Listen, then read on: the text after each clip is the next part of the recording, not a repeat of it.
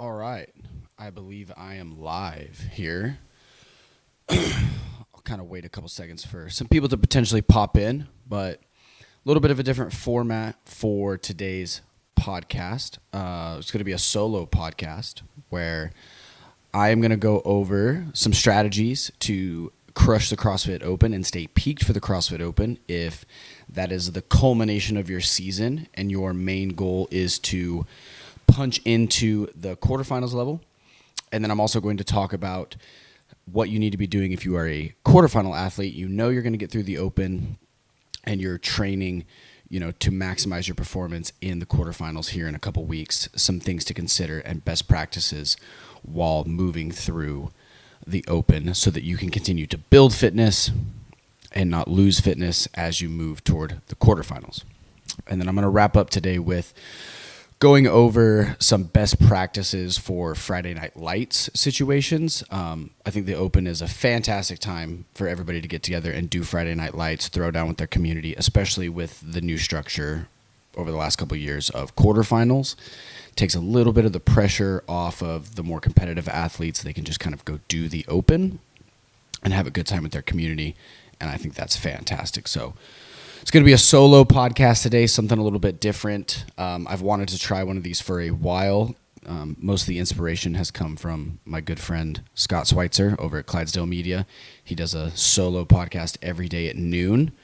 And I thought I'd give it a try, see if I can just talk to a camera intelligently and share some information with everybody. So I will be popping back and forth between my notes periodically, so if there's a small delay in my communication, don't judge too harshly. I'm just looking at my notes so I don't start to ramble.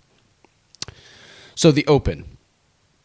At the end of the day, for all athletes, the Open is a test in one form or another. Even if you're a semifinals athlete, a quarterfinals athlete, a CrossFit Games athlete, you are testing yourself against everybody else who signs up for the Open. And that's okay. And you should still treat it as such, even if it is not the culmination of your season, like somebody who's just trying to punch into the quarterfinals or just does the Open every year. And that's kind of what their gym, does some training cycles to build around leading into the new year before going on some other side quest, right? So it's okay to treat the Open as such, but it's also important to not overwhelm yourself with the anxiety of the test or the worldwide leaderboard or things like that. So I wanted to start with prefacing that because I think everybody should go into the Open with the intention to do their best wherever their fitness is currently at. Even if you're not as fit as you once were or you're the fittest you've ever been, it's okay to go in with the goal and the intention of maximizing your performance in the Open and giving it the respect and credence it deserves to do that. So most athletes are going to fall in two general buckets, right? This is either the culmination of your season and you're trying to hit each workout multiple times, maximize your performance, or you're a semifinals, quarterfinals, games level athlete. You're just kind of doing the Open to check that box, have fun with your community, and get your season started more or less, even though we've already had qualifiers for semifinals, but that's a whole other conversation. So we're not going to get into that today. For the Open athletes, things to consider, or the affiliate athletes. One of the most important things I think you need to keep in mind is making sure that you are prioritizing your training week around the Open. Okay? So what that really looks like is this first week of the Open, go in, train pretty normally on Monday. You don't need to really change much because the Open hasn't started. Tuesday, generally the same thing. Wednesday, you want to keep your training to a moderate intensity. I would avoid a lot of eccentric contraction volume, so things that are going to make you really sore, like super high volume wall balls or thrusters or squats or deadlifts, push press, bench press, push-ups, things like that, right? Anything where you're getting a lot of reps relative to yourself, where you're eccentrically loading, that is really what's going to cause a lot of muscle damage. So you want to avoid those things or high volumes of those things on Tuesday, and particularly Wednesday. Ideally, Wednesday, you want to breathe, maybe not maximally, right? You don't necessarily need to go to the pain cave of doom, so to speak, and where you're just writhing on the floor, completely blasted. But go get out of breath on Wednesday. You're going to be fine. Thursday, I'm a proponent of people taking a complete rest day. I know a lot of people just can't sit still for an entire day. So I often tell my athletes, go for a walk, to do a long stretching session, something of that nature, so that you're not incurring any fatigue. Scientifically speaking, the concept of active recovery is more or less not a reality. You're either generating fatigue or you're not generating fatigue. Typically with something that's active recovery, you're generating so little fatigue that it dissipates by the time you do something the next day. But when we're talking about a competition and doing our best in an event, I think it is best to just adhere to not generating any fatigue and getting in a long walk, something that gets your blood moving a little bit, but as I said, doesn't generate any fatigue so that you're fresh for the competition or the open workout on Fridays, right? So then Friday would be your open workout. Saturday, you want to go to the gym and train, something non-related or juxtaposed to the open workout. Get in some weightlifting, get in, like I said, some other kind of movement. So let's say week 1 for open athletes, or for the open, it's going to be, let's say, dumbbell snatches and burpees again, because I think that's what everybody thinks it's going to be. Even if you're an affiliate level athlete or an open level athlete, you can go into the gym on Saturday, maybe do a little skill development work, lift some weights, maybe some push press, maybe some back squatting, something of that nature. Probably not a lot of hinging with the dumbbell snatches, but you could get in some work of that nature, some skill development work, and then, you know, a sensical Metcon with maybe some shoulder to overhead, maybe some running, something like that, right? So you can go train, get in a decent stimulus, but nothing that is too difficult. Sunday ideally would be rest. And then if you are truly maximizing your performance in the open and you're trying to punch into that quarterfinals level, the next thing would be that next Monday. So going into the second week of the open would be a redo. So Monday would be your redo. Tuesday, you would then have a moderate training day. Wednesday, a lighter training day. Thursday, rest. And then we are doing the second workout of the open. So that is kind of the flow for affiliate athletes, open athletes, however you want to categorize it, that I would recommend and that we recommend at Ascend Athlete to maximize your performance in the open in terms of the training week and the training schedule.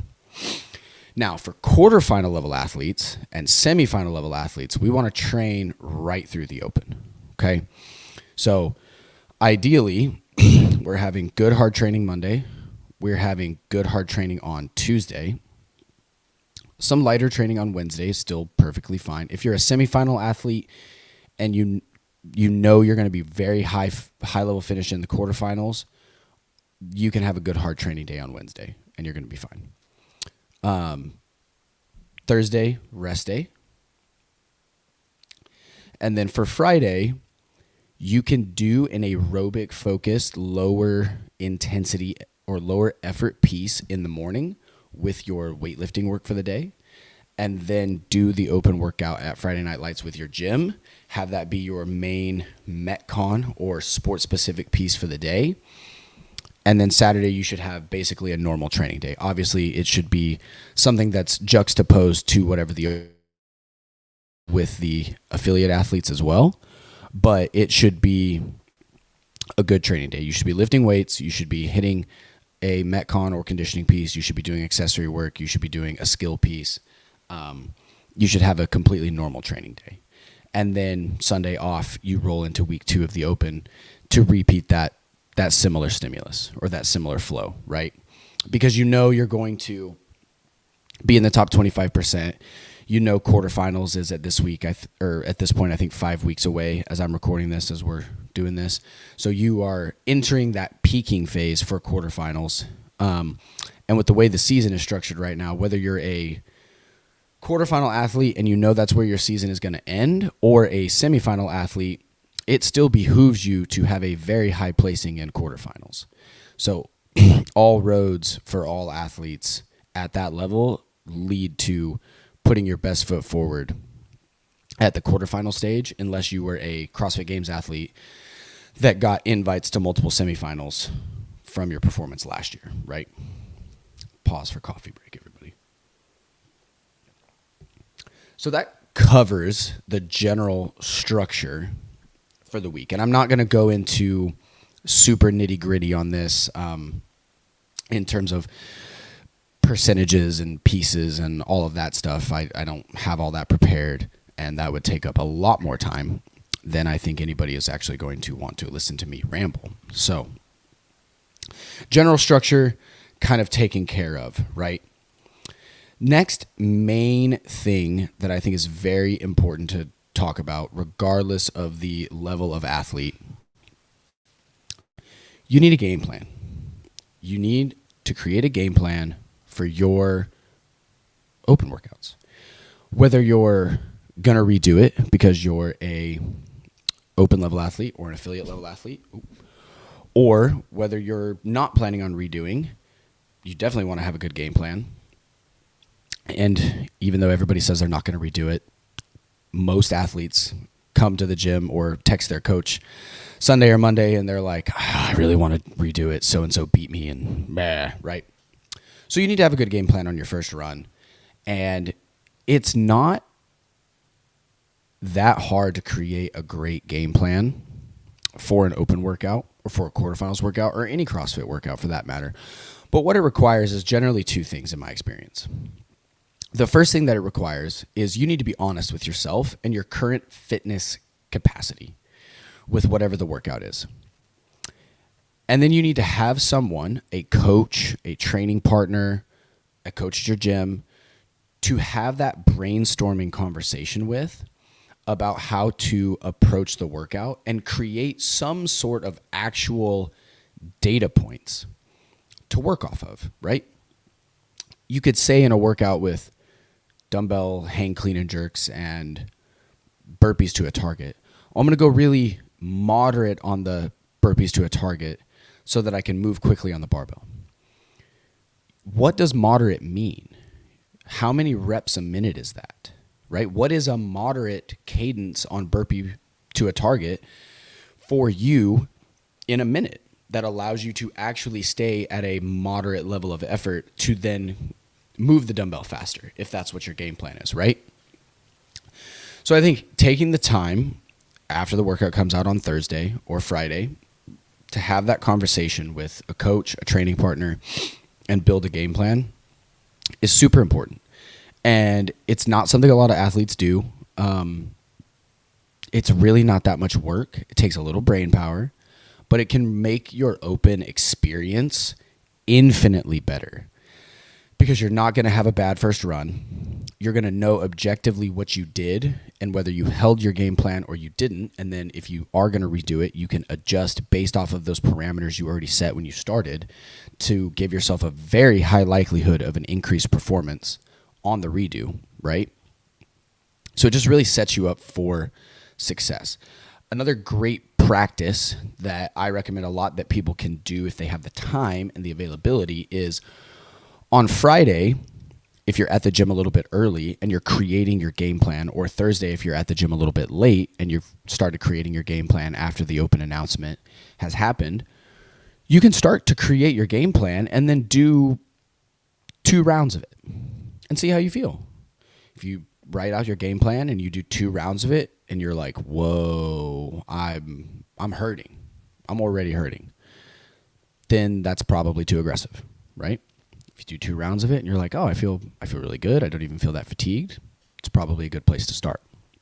So taking the time to create a game plan doesn't take a lot of buy-in and is very, very beneficial for the open performances. And I think athletes of all levels, whether you're, like I said, peaking for the open, just doing it at your affiliate, or moving on to the quarterfinals, semifinals, and beyond, I think everybody should practice that during the open. Let's reference these notes so I don't start rambling. Nutrition, I am not a big proponent of people really altering their nutritional game plan during the Open from what they've been doing consistently. You could take and say you eat a little bit more carbohydrate that day so that you're definitely fueled. But I think as long as you're not neglecting your nutrition, don't skip lunch the day of the Open workout or anything silly like that. Most people are going to be plenty fueled for whatever the Open workout ends up being, since that, most of them are not over a 20-minute workout, right? So fueling is not really an issue for most people during the Open. Make sure you're hydrated, make sure you're drinking electrolytes, all those things. But if you're just adhering to good nutritional practices, you're going to be fine. And it's not too much to stress about.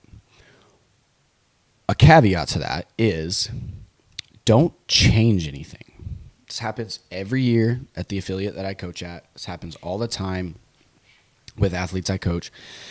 The Open's there and they want to try a new pre-workout, or they want to take beta-alanine for the first time, or their friend has some beetroot extract that they want to try. Don't try anything new. You're already going to be nervous. You're already going to be anxious. Don't add another variable that you don't know how your body's going to physiologically react to into the mix that can potentially completely derail your entire workout. It's just not worth it. Stick to the same routines that you've had all year, right? If you're like myself, my Open or my pre-workout is a cup of coffee. I don't really take pre-workouts anymore. I drink some coffee, make sure I'm hydrated, and it is what it is. It would be silly for me to, before 26.1, get some random pre-workout from one of the guys at the gym, double scoop it to the face, and then Lord knows what's going to happen to me halfway through the workout, right? Because I haven't had that in my body. I don't know how I'm going to respond to that physiologically or mentally. So don't add anything new. Don't try new pre-workouts. Don't try new lifters. Don't try a new belt. Don't try new grips. Keep everything the way you have been training for the last 3 months at least. And that's a good place to be, right? One of the other considerations that I think is important to discuss with the Open workouts is your warm-up. Friday Night Lights is really exciting for people. More people than usual are at the gym at that time. People are chatting. They're excited. They're talking about the workout. People are dressed up crazy in crazy colors. There's teams and all those great things that we all love about the Open. But what ends up happening a lot of times to athletes is you end up skimping out on your warm-up pretty bad. And that is the exact opposite of what you want to do before you're about to do a workout that you truly care about your performance on, right? So have the discipline to make sure you get in a proper warm-up, okay? Even if that's, you just have to look at one of your gym buddies who you guys are just two chatty Cathys and say, hey, come warm up with me so that we both don't mess this up, right? That's okay to do. But don't end up in that situation where you sign up for a heat, at your gym at 5:40. You get there at 5 o'clock, plenty of time to warm up, and then you chat with people, roll around on the foam roller a couple times, and do 2 air squats, and it's 5:30. And you haven't warmed up at all. You haven't got your aerobic system warmed up. You haven't done any of the movements. You haven't done any joint mobility truly or anything like that. So don't let the environment and the emotion take away your warm-up. Have a little discipline. Right? I know some gyms potentially have coaches that lead the warm-up, so that's good. If your gym doesn't, just have a little discipline to knock out your warm-up. If you're a quarterfinal level athlete or a semifinal level athlete or a games level athlete and you don't have the discipline to make sure you get in a good warm-up before the Open, that is a whole other conversation. So that was very much more directed to the affiliate athletes. If you are a higher level athlete who is, going to do quarterfinals and above, you should have the discipline to make sure you're getting in a warm-up. If you're paying a remote coach, your coach is going to give you a warm-up. Do the damn warm-up. Give you all a little trade secret. Coaches hate writing warm-ups. So when we write one, it makes us really happy when you do it. Just the more you know. Okay? So let's see. We've covered warming up. We've covered nutrition. We've covered the training week. Let's see. I think the last thing that I really want to discuss a little bit is the mindset around the Open. And this is something that is not just, this doesn't just apply to affiliate level athletes. This can apply to quarterfinal level athletes, and even some semifinal level athletes. The Open is not a reflection of anything more than your current state of fitness on the given test, whatever the test is, right? People have strengths and weaknesses in CrossFit. Some people are better than other people at certain movements, certain time domains, certain skills, all of these things. And it is a competition, and you're going to see objectively where you fall given the level of preparation you have and the level of effort you give against a worldwide leaderboard. And for most of us, that ends up with some uncomfortable feelings about how we performed, right? It's okay. It doesn't mean that you suck. It doesn't mean that you're a bad person. It doesn't mean that Sally cheated. It doesn't mean any of those things, right?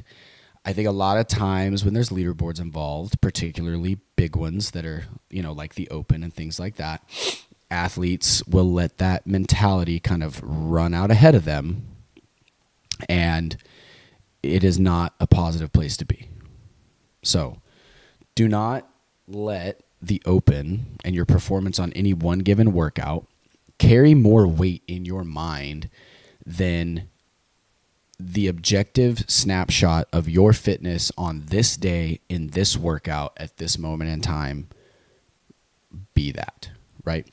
I think a great way to look at it is almost like blood work. So some context on blood work for the way I'm going to describe it here. When you go get your blood work done or a blood draw, it's a snapshot in time of where your blood markers and physiological markers are that they're measuring from your blood draw in that moment in time. You could go get a blood draw at 6 a.m., 6 a.m., noon, and 4 or 5 p.m. that night, and you could have some very drastic changes in your blood work depending on what you eat that day, how much you slept, your hydration levels at any given point when you get your blood drawn, and things like that. So it's just a snapshot in time, right, of where you are in that exact moment. The Open workouts are the exact same thing. They're important in terms of the competition, but it's just a snapshot in time. Don't let it be anything other than that, okay? All right, guys, I think that is going to wrap up my first little solo podcast here. Please comment below if you guys have any questions or things you would like me to answer more about the CrossFit Open, preparing for the CrossFit Open, moving towards quarterfinals. I'd also love to know if you guys liked the solo format, if you did not like the solo format. And good luck at the Open, everybody. I wish you all the best of luck, and I will see you on the leaderboard.